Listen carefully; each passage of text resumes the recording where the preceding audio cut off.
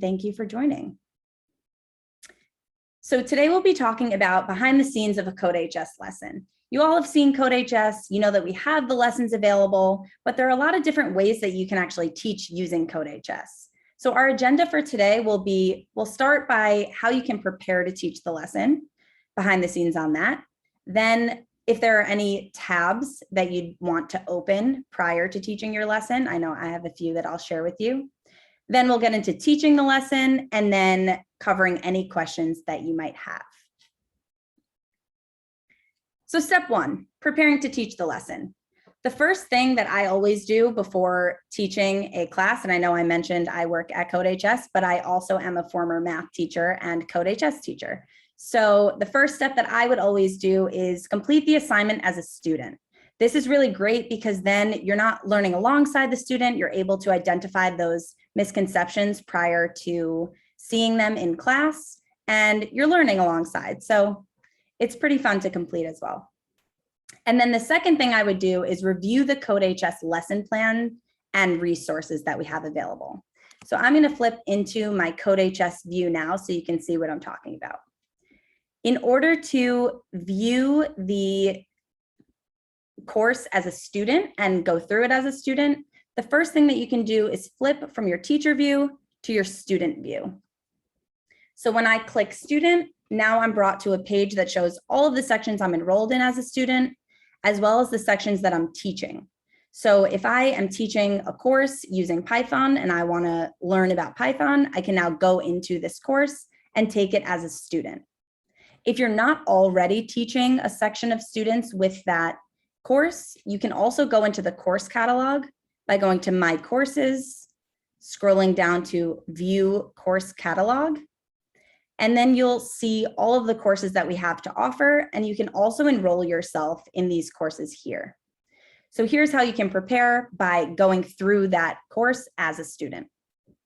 When you click Enroll here, these will also populate on your student view of CodeHS. And now I'll go back to teacher view just so that you can see what that looks like.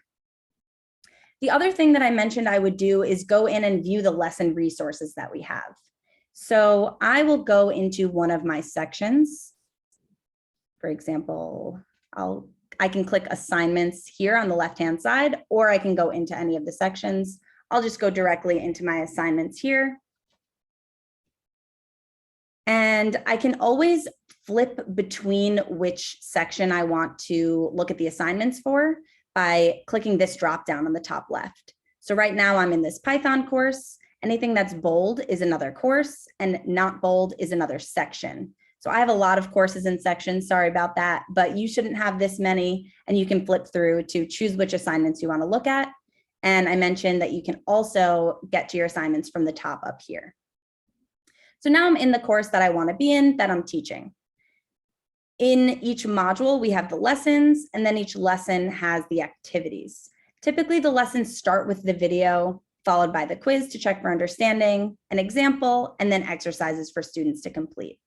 So a few things that you'll want to reference prior to starting the lesson are the lesson plan. So you can view the lesson plan directly from this assignments page.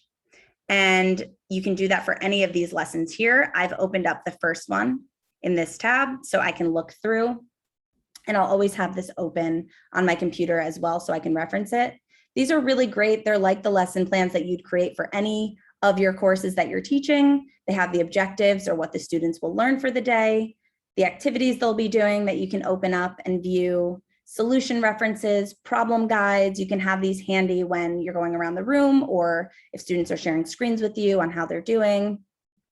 Vocabulary, handouts if you want to take things offline, planning notes, teaching and learning strategies, which are great because they outline the estimated amount of minutes that each part of the lesson will take. Any prior knowledge that students might need, and then discussion questions, which are awesome to start your class with, to end your class with, and to make sure that everyone's getting a deep understanding of what's going on in the lesson. So that is what our lesson plan will look like. Back to the assignments page, you can also preview any of the assignments that students will be completing that day. Whenever I'm teaching a lesson, I make sure to If you've already gone through the course as a student, that's great. You can also preview here using this eye icon what each of these assignments will look like. So I can click that and actually open up the video in a new tab and decide how I want to teach this. So before the lesson, I'll probably play the video just to remind myself of what is actually going on in this video, what students are going to learn. And then there are a couple ways that you can teach this lesson, and we'll get into that a little bit later. But those are the first two things that you should do are complete the assignments as a student and review the CodeHS lesson plan and resources. And don't forget, if you have any questions, you can pop those into the Q&A on how to prepare to teach this lesson. Then next, I like to open a bunch of tabs prior to teaching my lesson so that I know what I really need to be doing while the students are working. I think this is something that I struggled with most in the very beginning of teaching with CodeHS is what should I be doing while my students are working? Because they're pretty much working independently unless they're asking questions. So a couple tabs that I'll want to have open are a blank sandbox program or example program. These both are great because if you've watched any of our CodeHS videos, you've probably noticed that there are times when the presenter will go into a sandbox program and display or show an example of how that might look. And sometimes it's just easier if you're in the classroom to actually do it on your own. So if I'm watching a video that says, now let's try this out in the sandbox, I might go into the sandbox and do it with the help of my students. Another thing that you'll want to have open is student work.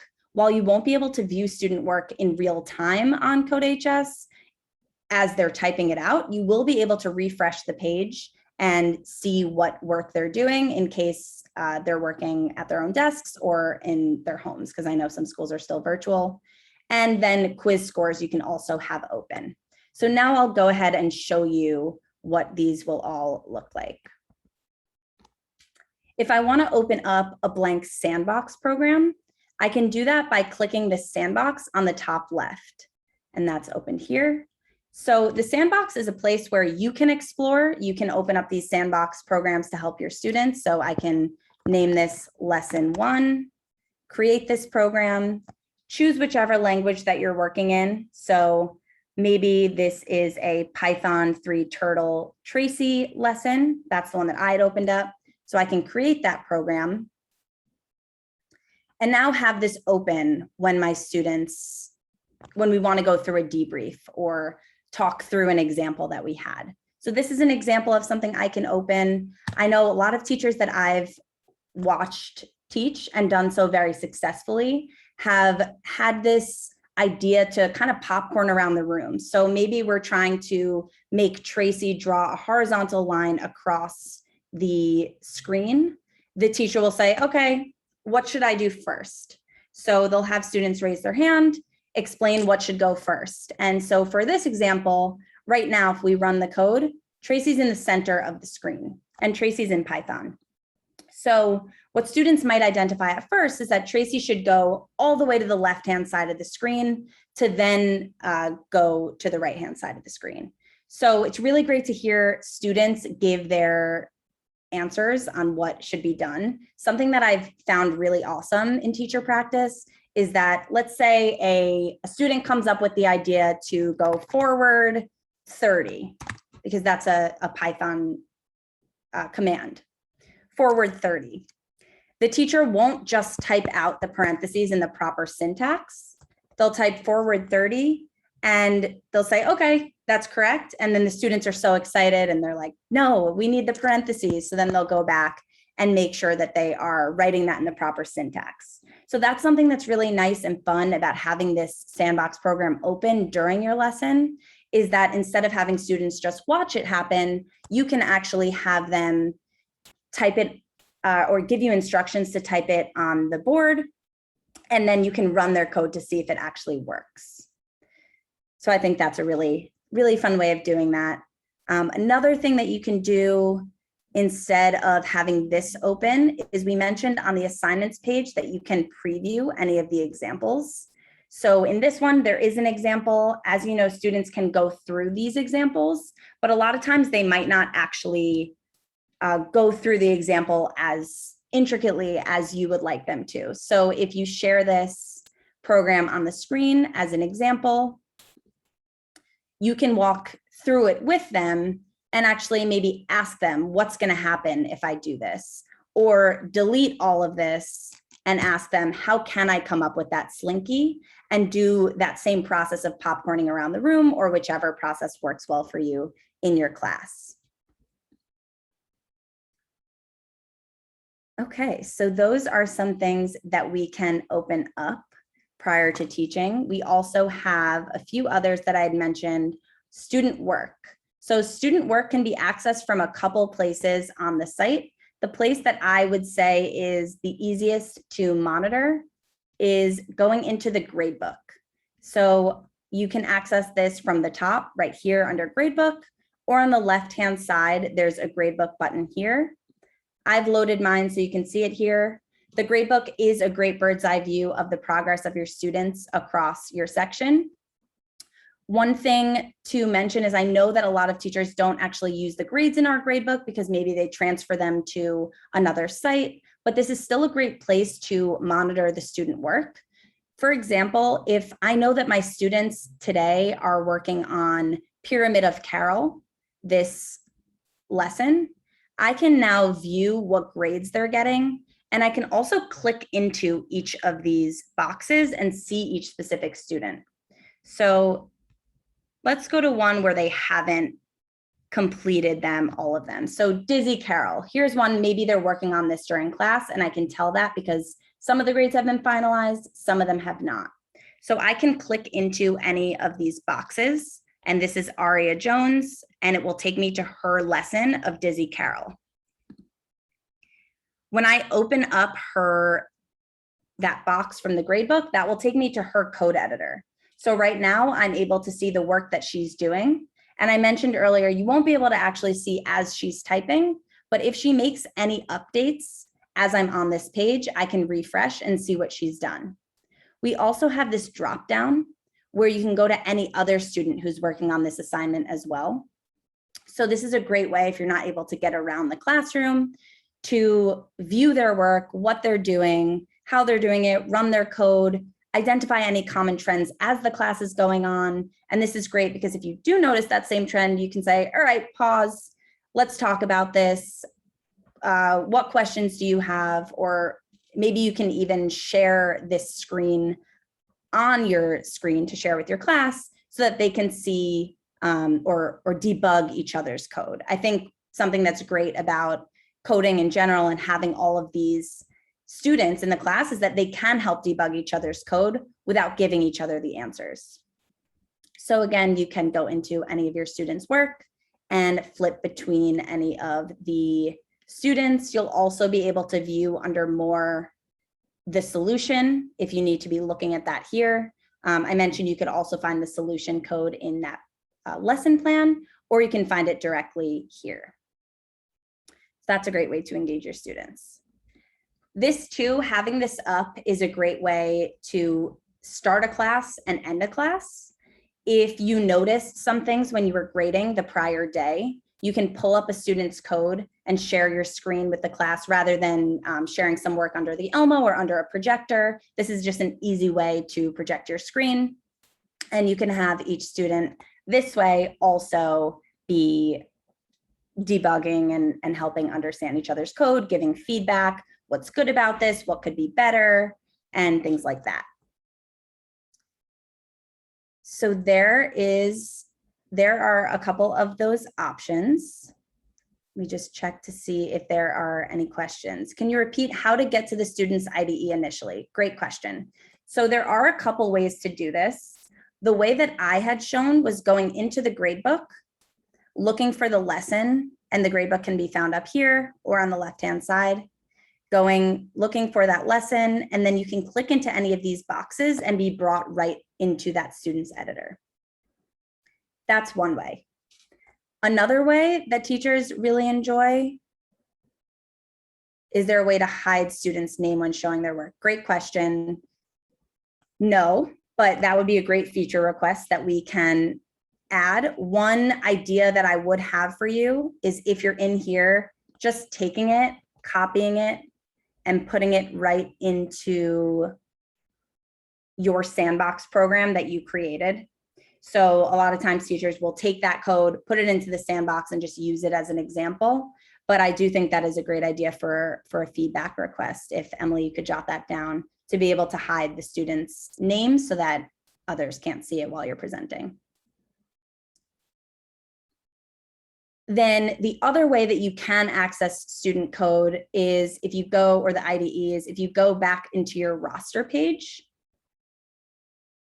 And this is great too if you're looking to target one specific student or something like that, or you're pulling these up for parent-teacher conferences. You can open up any of your students' names, and that will bring you to all of their assignments that they've completed. So if I'm specifically looking for an example of a Carol challenge, I can go in and open up any of these. These are locked for my class right now, but I can look for some that are not. And I can click into any of these bubbles, and that will take me straight to their assignment. And I have that same drop down here where I can flip between students if I want to look at different students on this page. It looks like this student didn't actually complete this, but if they had, I could, again, take a copy of all of their code and paste it into my sandbox program.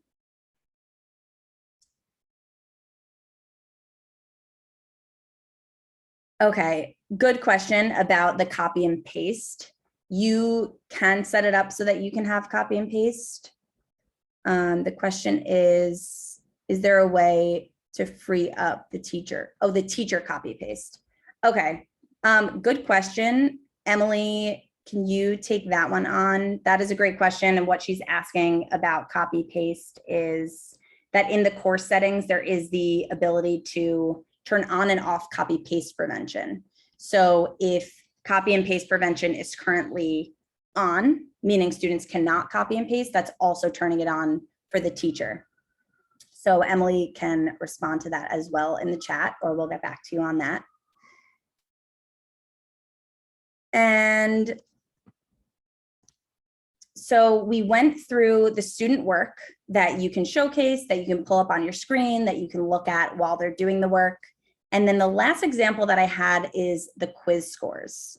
So one thing that you'll notice from any point in your section, under your course settings, under your progress, we have a couple ways to view progress. I had shown the gradebook where you can click into any of the boxes and get into their code editor. You can also view progress by assignment, lesson, quiz scores, and time tracking. Any of these are great to have up either during your class or after to see the progress of your students. But one that I specifically like to have up is the quiz scores. So I'll open up that one. Quiz scores are great to view.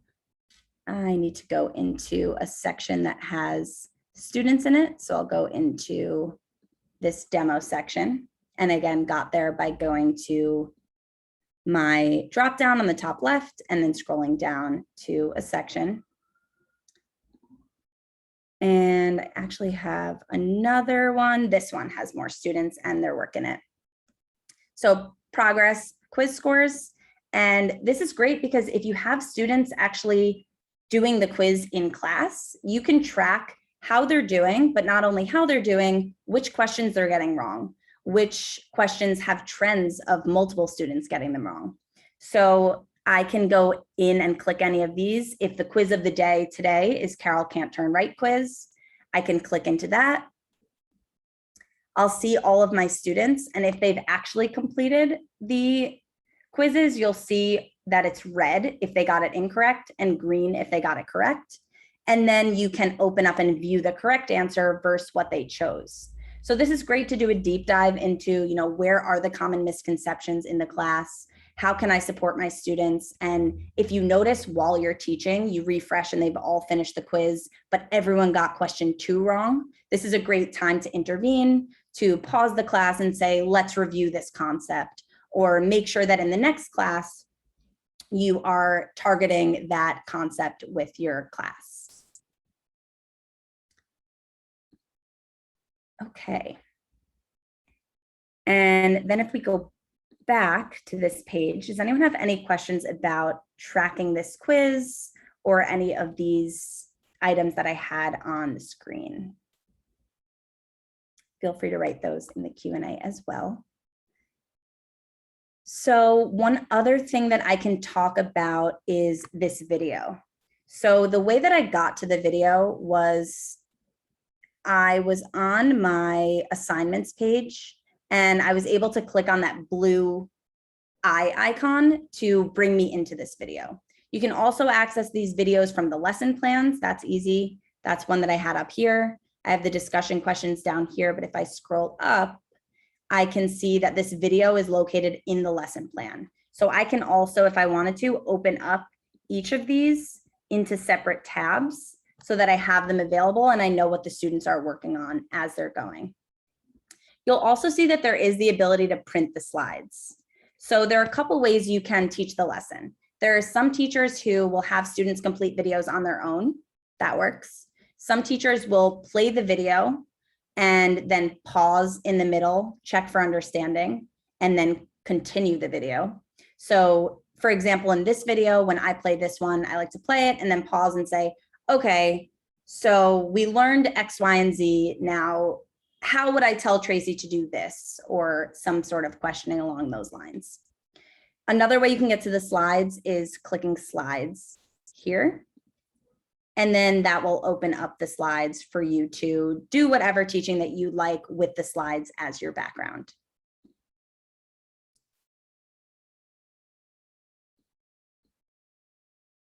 Okay, it looks like we also have a question.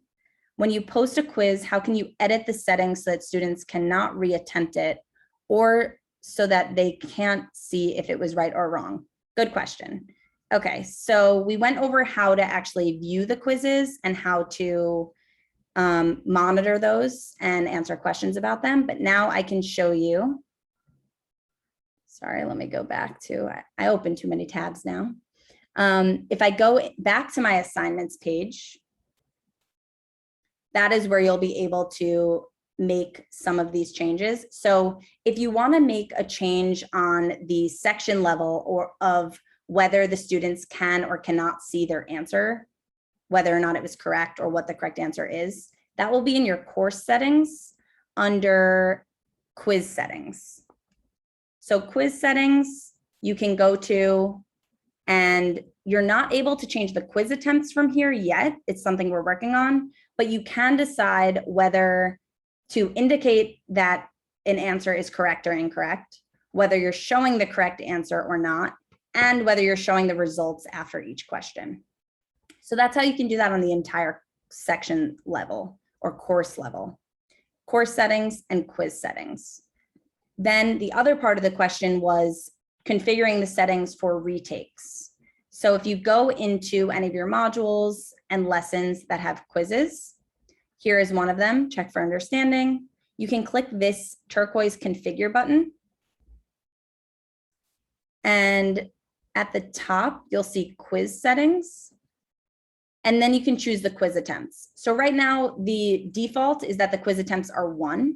They can only take it 1 time and they can't take it again. But you could change that. Maybe you want it to be 2, maybe you want it to be 3. I know if I were to choose more than 1 quiz attempt, I probably wouldn't want it to show the correct answer. So I can change that here by specific quiz if I'm only allowing retakes on certain quizzes, or you'll be able to change it for all of them, that none of them are showing the correct answer after the students have taken them. And then I can save that here, but any changes that I made on the course level and saved here will then be updated for each quiz. Any questions about that?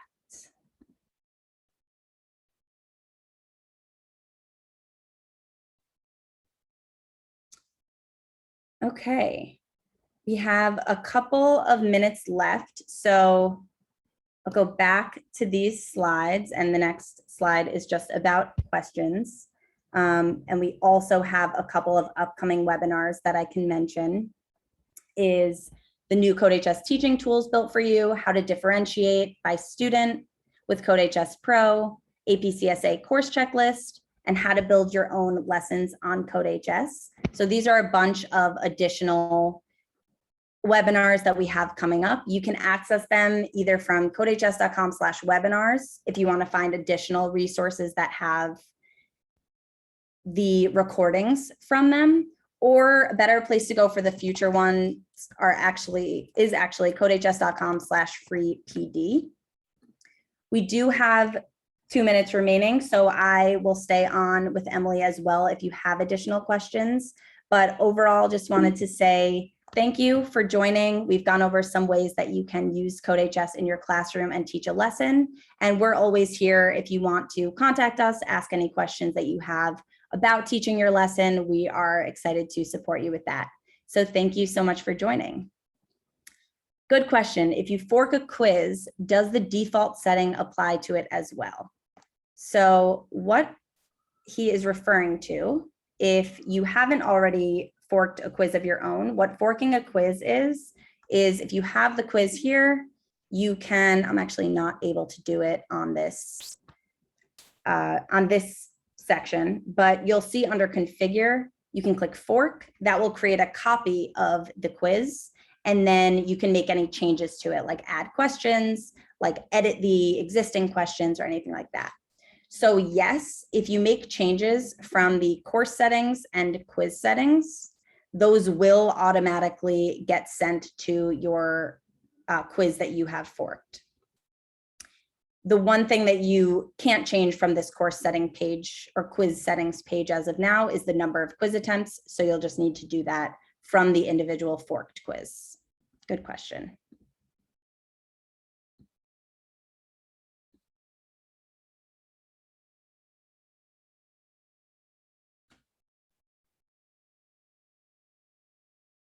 And thank you, Emily. If you've noticed, she has been posting a bunch of really helpful links in the chat. So you're welcome to check those out. We'll send some of them out as well and follow up with you with a recording of this webinar. So thank you all for joining, and we look forward to continue supporting you on CodeHS. All right, have a great day.